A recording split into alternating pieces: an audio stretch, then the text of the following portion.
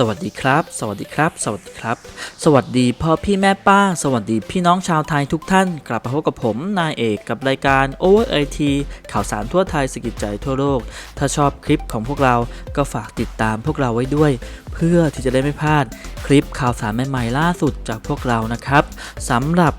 คลิปวันนี้นะครับก็จะมาช่วยพ่อพี่แม่ป้า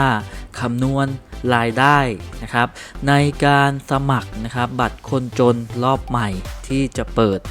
ในช่วงปลายปีนี้นั่นเองนะครับและจะได้รับบัตรในช่วงเดือนมกราคมปี 2563 นั่นเองนะครับและในการที่จะได้รับบัตรในรอบใหม่เนี่ยเพื่อที่จะให้ผ่านเกณฑ์นะครับในกรณีที่รายได้ของครอบครัวนะครับในบัตรรุ่นใหม่เนี่ยนะครับก็จะมีการพิจารณานะครับรายได้ของครอบครัวมาเกี่ยวข้องด้วยนั่นเองนะครับและเมื่อเฉลี่ยรายได้ของครอบครัวแล้วก็จะต้องไม่เกิน 100,000 บาทต่อคนต่อปีนั่นเองนะครับถ้าไม่เกิน 100,000 บาทต่อคนต่อปีเมื่อเฉลี่ยแล้ว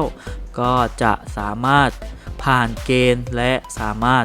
รับบัตรคนจนในรอบใหม่เนี่ยได้นั่นเองนะครับเดี๋ยววันนี้กับผมจะพาไปคำนวณดูว่าเพื่อที่จะตรวจสอบของบ้านครอบครัวของตนเองว่ารายได้เกิน 100,000 บาทต่อคนต่อปีหรือไม่นะครับมีวิธีการคำนวณรายได้ง่ายๆมาฝากกันเลยนะครับการที่จะคำนวณรายได้นะครับในบัตรรุ่นใหม่เนี่ยจะคำนวณรายได้เฉลี่ยเป็นแบบครัวเรือนนะครับให้นับรวมสมาชิกที่อาศัยอยู่จริงนะครับรวมทั้งหมดนะครับไม่ว่าจะเป็นญาติหรือจะเป็นพี่น้องหรือจะเป็นสามีหรือจะเป็นภรรยานะครับที่อาศัยร่วมกันมาเกิน6 เดือนนั่นเองนะครับและไม่นับรวมลูกจ้างหรือเพื่อนอื่นๆนะครับในกรณีที่เป็นต่างด้าวที่มีบัตรประจำตัวแต่ไม่มีสัญชาติไทยเป็นสามีหรือเป็นภรรยาหรือเป็นญาติที่อาศัยอยู่ด้วยให้เขียนเข้าไปด้วยนะครับยกตัวอย่างนะครับถ้าในครอบครัวของเรามีผู้ที่อาศัยอยู่กับเราก็คือเป็นพ่อแม่ลูกปู่และก็น้านะครับอันนี้จำนวนจะเป็นจำนวน5 คนนั่นเองครับทีนี้มาดูกันว่าจะนำรายได้ของแต่ละคนเนี่ยมาคำนวณอย่างไรนะครับ1นะครับก็คือพ่อมีรายได้ 20,000 บาทต่อเดือนนะครับไม่ว่าจะเป็นเจ้าหน้าที่ของรัฐหรือเป็นข้าราชการหรือจะเป็นพนักงานบริษัทหรือจะเป็นทำอาชีพอะไรก็แล้วแต่นะครับถ้ามีรายได้ 20,000 บาทต่อเดือนอันนี้เป็นตัวอย่างนะครับ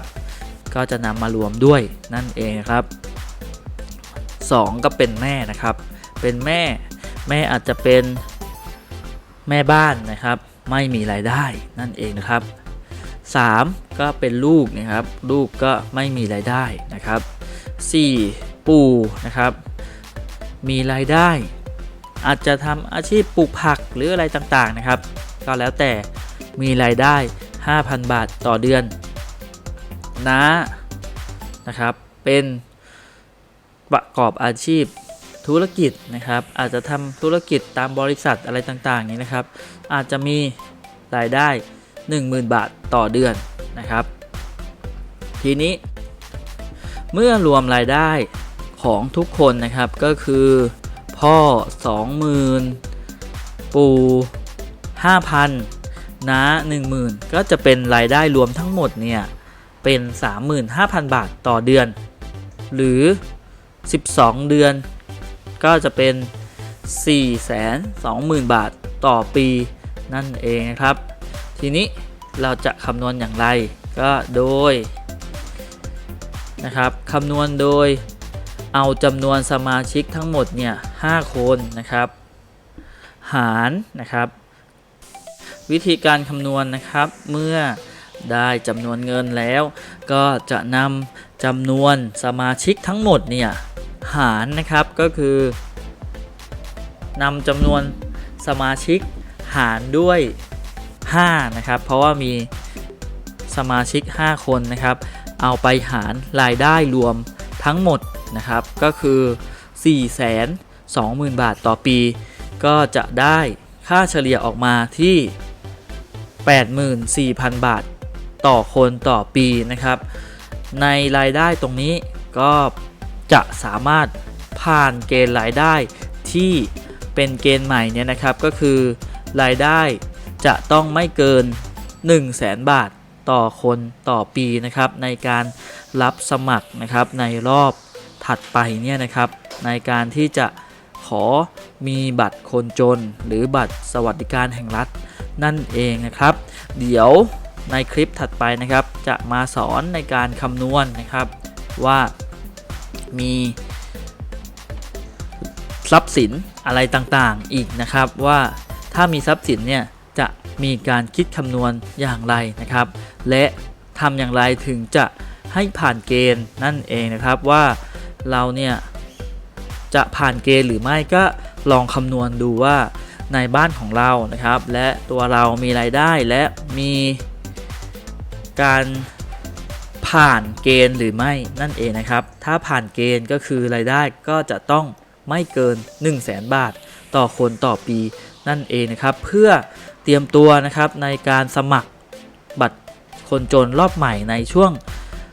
ปลายปีนี้นั่นเองนะครับก็ขอให้ทุกคนที่ตั้งใจที่จะสมัครแล้วเนี่ยให้ทดลองคำนวณดูก่อนว่าในบ้านของตนเองในครอบครัวของตนเองเนี่ยนะครับว่าผ่านเกณฑ์หรือไม่นะครับถ้าไม่ถึง 100,000 บาทก็ถือว่าผ่านเกณฑ์รายได้นั่นเองครับสำหรับวันนี้ก็มีข่าวสารสาระความรู้ดีๆมาฝากกันอีกเช่นเคยแล้วนะครับ